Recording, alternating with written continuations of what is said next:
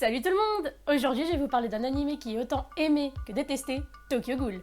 Perso, j'adore cet animé sombre et cruel.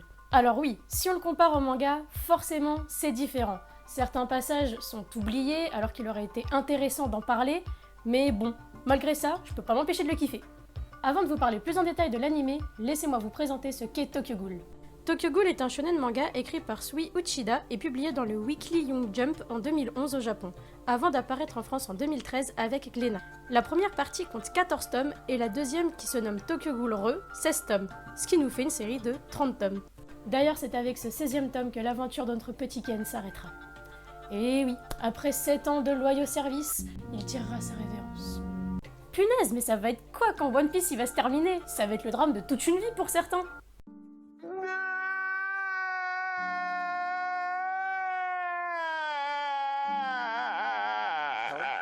Mais revenons à nos moutons, ou plutôt nos ghouls. D'ailleurs, c'est quoi une ghoul? Petit point culture. La ghoul est une créature dont les origines viennent de mythes arabes et perses. Elle est également connue sous le nom de Al-Ghul ou Al-Ghula au féminin, qui signifie démon ou calamité. Elle peut être représentée sous la forme d'une hyène, d'un chien ou d'une femme. C'est un être nécrophage qui vit principalement dans les cimetières pour se nourrir de cadavres, mais elle ne dira jamais non à de la bonne chair fraîche, au contraire. Dans certains récits, si vous croisez une jeune femme dans le désert, il vaut mieux courir dans le sens opposé, parce qu'il peut s'agir d'une ghoul qui veut faire de vous son gueuleton. La seule partie de son corps qu'il ne change pas lors de la transformation, c'est ses pieds fourchus. Mais perso, les pieds, c'est pas ce que je regarde en premier. Après, la ghoul a vu son rôle évoluer avec les histoires occidentales, notamment via l'écrivain Paul Féval, qui va en faire la femelle du vampire. C'est déjà plus classe. La petite touche culture, c'est fait. Avec Tokyo Ghoul, on garde l'aspect dévoreur d'humains, mais c'est beaucoup plus moderne. Les ghouls ont une apparence humaine et elles possèdent deux particularités. Les yeux deviennent noirs et rouges et elles ont toutes un kagune. C'est quoi un kagune, vous allez me dire? C'est comme un organe que la ghoul peut maîtriser à volonté lorsqu'elle le sort. Il est flexible mais très solide et est composé de cellules RC. Ces cellules ont la particularité de devenir aussi solides que du diamant lorsqu'elles sont utilisées. Chaque ghoul a son kagune, et celui-ci est plus ou moins puissant selon la ghoul qu'il possède. Et il en existe différentes sortes, mais je vous en dis pas plus. Maintenant que vous avez les bases, on y va. Le premier épisode commence par une petite mise en bouche quand tu vois une ghoul en train de se faire son petit buffet à volonté. Et ce soir, c'est chair humaine sur son lit d'hémoglobine. Bon appétit bien sûr! Ah bah au moins t'es direct dans le truc, hein, y a pas de chichi, tu vas dans le vif du sujet. Par contre, elle pourrait faire ça proprement plutôt que d'en foutre partout. Une serviette pour la 8, s'il vous plaît. Oh non, c'est bon. Ah, je suis pas assez payé pour ça. Je l'ai mis ça. C'est bon. Après cette petite mise en abîme, on se retrouve avec Ken Kaneki et son meilleur pote Hideyoshi dans un café à l'ambiance plutôt sympa. Bon, Kaneki c'est le mec random, hein. Introverti, qui adore la lecture, qui est en fac de littérature et qui vit seul. Son prénom c'est Ken, hein, mais je préfère l'appeler Kaneki. Parce que sinon ça me fait trop penser à Ken, Barbie... Hide, c'est l'inverse. Extraverti, blagueur qui est dans la même fac que Kaneki, c'est son meilleur ami.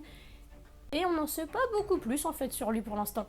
Ah si, il est d'aucun soutien quand son pote lui dit qu'il a flashé sur une fille qu'Hide va estimer trop belle pour lui. Oui, vous l'avez bien reconnue, c'est celle qui se faisait son buffet à volonté au début de l'épisode. Elle s'appelle Lisée et sous ses traits angéliques se cache une ghoul appelée la goinfre à cause de son gros appétit. Plus tard, Kaneki va annoncer à Hide qu'il a réussi à avoir un rendez-vous avec la fameuse demoiselle. Bien joué, Kaneki, mais t'es clairement dans la merde. Le rendez-vous, il va bien se passer, Kaneki, il est tout content. Puis le moment de se dire au revoir arrive. Et Lycée, elle va pas vouloir le laisser partir son Kaneki, hein. C'est sa proie, hein. Elle veut le bouffer, c'est son but.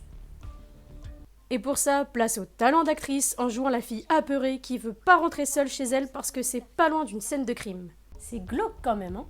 Kaneki, tout gentil, va se faire avoir et va proposer de la raccompagner. Oh, une ruelle sombre et comme par hasard, c'est par là qu'il faut passer pour aller chez elle. Le pauvre, lui qui croyait avoir trouvé la fille parfaite. Alors qu'elle lui dit qu'elle l'aime, arrive ce qu'on attendait tous. Lisée montre son vrai visage et l'attaque. Kaneki fait clairement pas le poids, hein, on s'en doutait, mais alors que tout espoir semble perdu pour lui, des poutrelles métalliques vont tomber sur la tronche de Lycée et la tuer. Ça, c'est un gros coup de bol.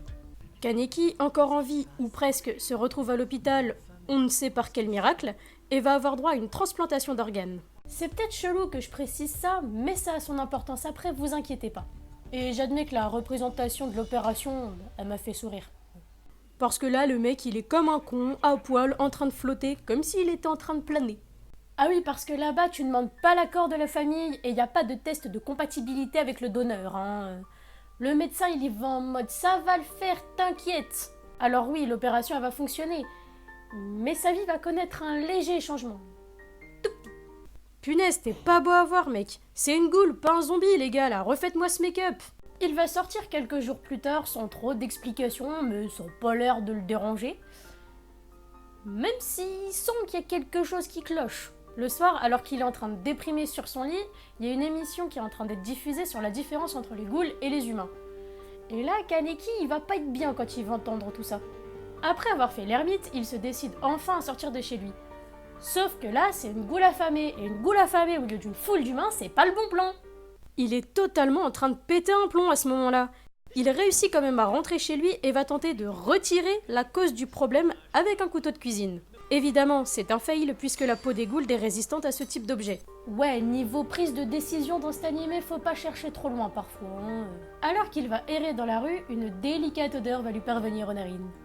Sauf qu'il va tomber sur une goule en pleine dégustation de chair humaine, et là, c'est le drame.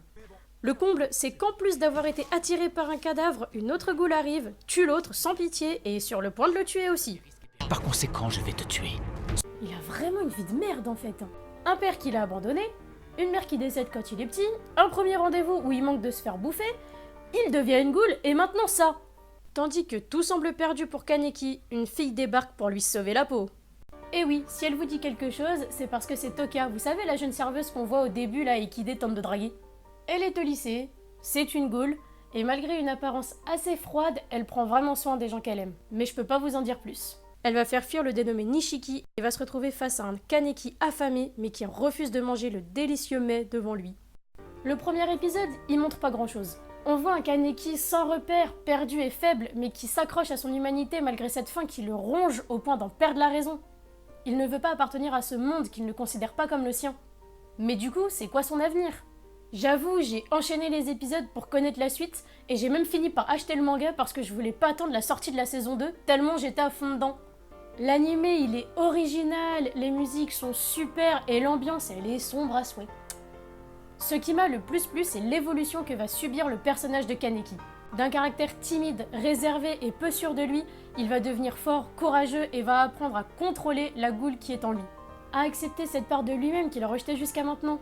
Voir qu'être une goule ne signifie pas forcément être un être dépourvu de morale et de sentiments. Enfin, pour certains, c'est le cas, mais pas tous. Que les ghouls, elles peuvent aimer, avoir une famille et des amis. Pour ça, il va être aidé par plusieurs personnes, comme Toka ou encore le patron du café Lent, Yoshimura Kuzen, qui va le prendre sous son aile en lui proposant un travail de serveur. Car l'Antique, qui est le lieu où on voit Kaneki et Ide pour la première fois, est bien plus qu'un simple café. Et son patron n'est pas juste un gentil papy, il a aussi ses secrets. Il y a un autre point que j'ai apprécié aussi, c'est d'avoir deux visions dans un seul et même personnage. Je m'explique. Kaneki est né en tant qu'humain, donc il voit les ghouls comme des monstres qui chassent les hommes pour les dévorer. Mais lorsqu'il en devient une, il se rend compte que les ghouls, c'est comme les hommes, mais à un aliment près. Qu'elles ont un ennemi redoutable, qui les chasse, les pousse à fuir ou à combattre pour survivre. Une unité d'élite composée de personnes sans pitié qui ont pour seule volonté de les exterminer jusqu'à la dernière. Pour eux, les ghouls n'auraient jamais dû voir le jour et ne valent rien. Lui, qui était une proie en tant qu'humain pour les ghouls, devient une proie pour les humains en tant que ghouls. Ouais, c'est un peu... C'est pas facile, sa vie, quoi. Il y a plusieurs événements qui m'ont fait réfléchir, dont un en particulier, sur qui sont les vrais méchants de l'histoire, et si les ghouls méritaient réellement ce rejet de la part de la société. Plus j'avançais dans l'animé et en apprenais sur les ghouls et les humains, plus mon avis se forgeait. Puis j'ai fini par choisir mon camp. Alors toi qui regardes cette vidéo, si tu décides de regarder cet animé, que je te conseille fortement si t'as toujours pas compris, il y a une question que j'aimerais te poser. Tu choisirais quel camp? Celui des ghouls ou celui des humains? Et c'est sur cette question que je vous laisse. Je vous souhaite une bonne journée ou une bonne soirée, comme vous voulez, et je vous dis à plus pour une prochaine vidéo. 教えてよ教えてよその仕組みを僕の中